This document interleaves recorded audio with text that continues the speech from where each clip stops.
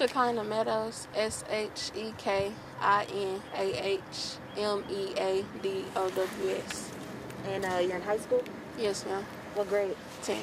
Gotcha. Which high school? Ma'am? Which high school? Watson Chapel. Did you go to Watson Chapel Junior High? Yes, ma'am. Okay. You can go ahead and read your post for me. As a current student at Watson Chapel High School... I'm so sorry. Oh, sorry. I want to record this too on this. All right, go ahead. Just put it on my head.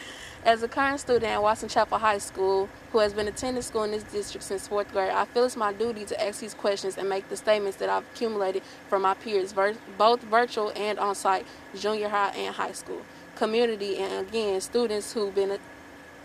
Ooh, can I start over? Oh, go ahead. Okay, I'm sorry. Okay. As a current student at Watson Chapel High School who has been attending school in this district since 4th grade, I feel it's my duty to ask these questions and make the statements that I've accumulated from my peers, both virtual and on-site, junior high and high school, community, and students who, again, attend both virtual and on-site. I would first like to start by stating my name and my grade, Shekinah Meadows, current sophomore, virtual. I would like to next to say how poorly the situation is being handled. I was informed by a junior at the high school how they didn't even address this situation to the high school's kids that were on campus. They just left us in the blind, so we all just basically went home.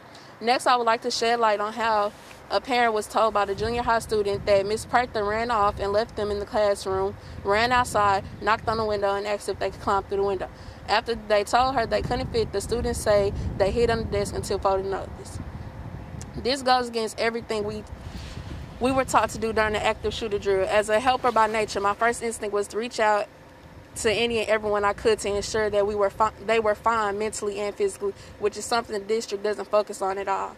As I continue to receive messages and watch stories of how my classmates and other students that attend the junior high feel, I continue to ask myself, where is the administrative support? The junior high is the only school being provided time off to grieve and make sense of the events that happened earlier on yesterday.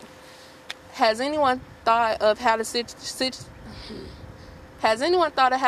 at the high school feel about the situation, or even how they are being affected as well? An on-site high school student who requested to stay anonymous gave me permission to share this quote says, "This whole situation traumatized me to my core. My peers are scared to return to school. Also, even teachers are shook and have so many questions about the situation. I don't think it's right to bring them back to that environment so soon. If the teachers aren't okay, do you all really think the students are okay? The children in the junior high are traumatized and many are still in shock. To my knowledge, there was a group of kids who even saw the incident happen in front of them, and the school is only providing a day for them to get their minds back functioning properly. Mental health is serious. It can affect their whole life. Seeing something so traumatic can take a serious toll on one's mental health. Even the people who didn't see it are being affected mentally. Kids who are virtual are still feeling shock and pain from this. All the miscommunication, all the fight, and not knowing what's true and false can really hurt people.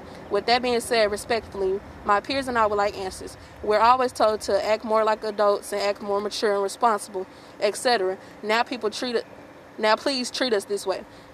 We would like to know what's the plan going forward. Also, why is a day off the only thing being given after such an incident occurs in front of students? To the students who literally watched their friend be shot and then moments later read him be falsely pronounced dead, will they receive counseling if needed? Facts. Okay. So with that, why did you feel like you needed to make that Facebook post?